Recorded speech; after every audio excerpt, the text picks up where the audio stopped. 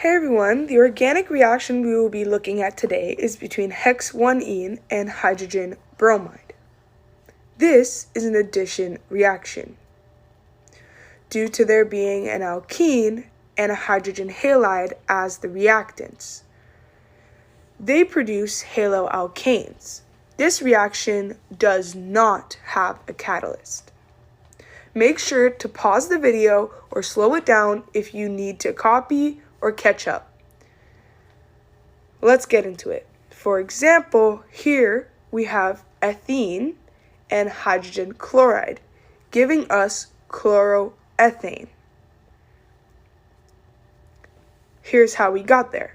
Our first step is to break our double bond along with the bond between our hydrogen and halogen. The hydrogen is given to one of the carbons now missing a bond, and the chlorine gets bonded to the other.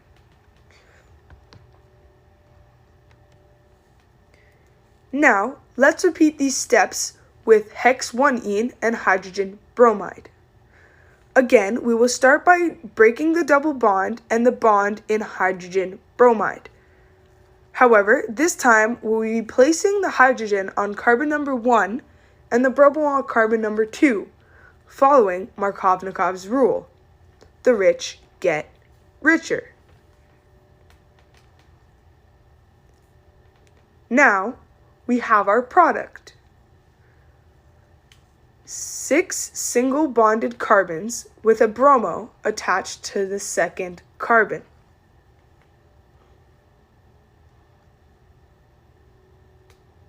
Giving us 2-bromohexane. We used Markovnikov's rule to predict the product. Markovnikov's rule is that the carbon in the double bond that has the most hydrogens bonded to it will receive the new hydrogen. The rich get richer. What would happen if the molecule was trans-hex-2-ene? How would the product change? Well, it's simple. Start by drawing out our reaction with trans-hex-2-ene in place of the previous Hex-1-ene. Follow that by breaking the same bonds as last time. Here's where things get interesting. Pay attention. Last time, we used Markovnikov's rule to decide what carbon got the hydrogen. For this reaction, both our carbons are missing one bond and have an equal amount of hydrogens. This means it is unclear which carbon would have higher priority over the hydrogen. So we have 2 possibilities. The first being the hydrogen on carbon number 2 with the bromo on carbon number 3, giving us the product of 3-bromohexane.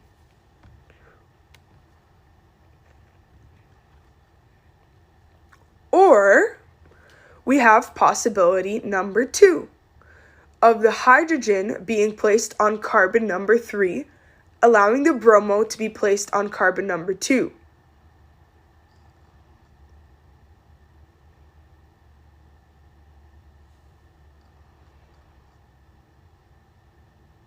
Giving us the new product of 2-bromohexane.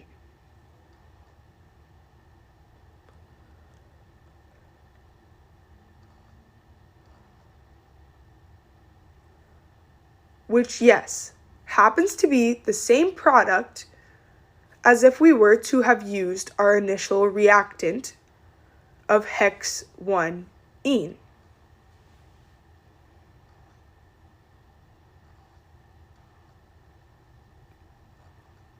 In this question, we are not able to apply Markovnikov's rule to predict our outcomes. However, we still have to produce our possible products.